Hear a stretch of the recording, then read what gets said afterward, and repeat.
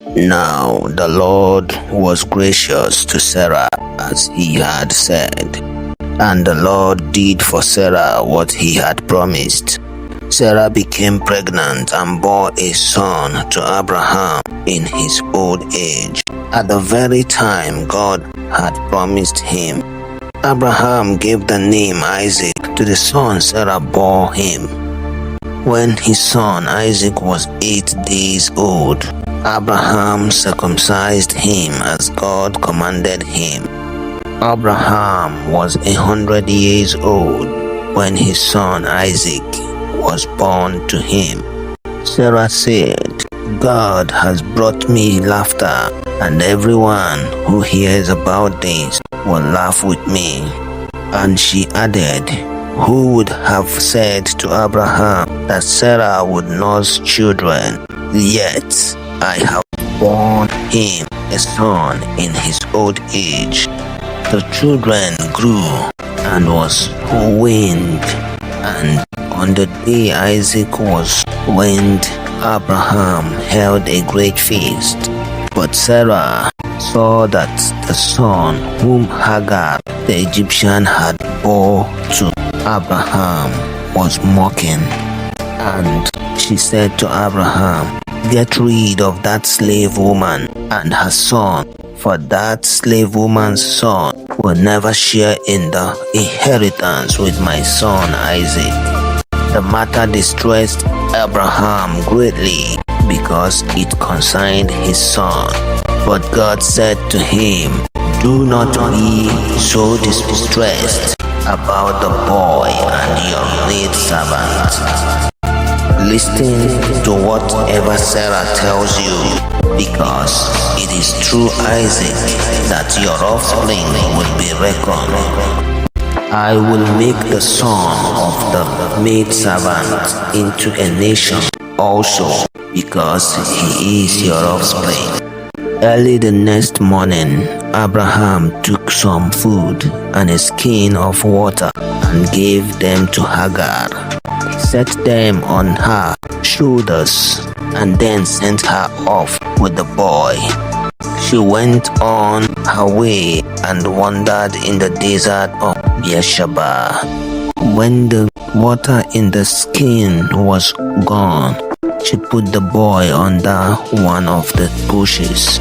Then she went off and sat down nearby, about a bow shot away, for she thought, "I cannot watch the boy die." And as she sat there nearby, she began to sob. God heard the boy crying, and the angel of God called to Hagar from heaven and said to her, "What is the matter, Hagar? Do not be afraid. God has heard the boy crying as he lies there. Lift the boy up and take him by the hand, for I will make him into a great nation." Then God opened her eyes and she saw a well of water. So she went and filled the skin with water and gave the boy a drink. God was with the boy as he grew up. He lived in the desert and became an archer.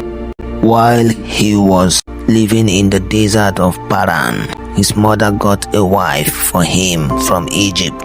At that time, Abimelech and Phicol, the commander of his forces, said to Abraham, "God is with you in everything you do.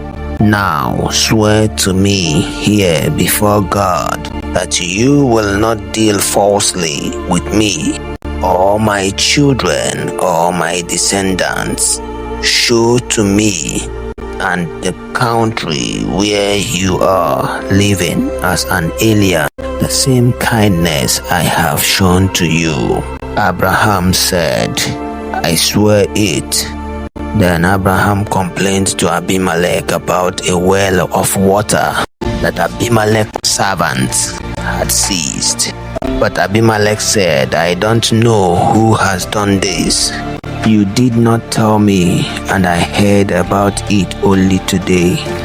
So Abraham brought sheep and cattle and gave them to Abimelech, and the two men made a treaty. Abraham set apart 7 ewe lambs from the flock, and Abimelech asked Abraham, "What is the meaning of these 7 ewe lambs you have set apart by themselves?" He replied, "Accept these 7 lambs from my hand as a witness that I dug this well."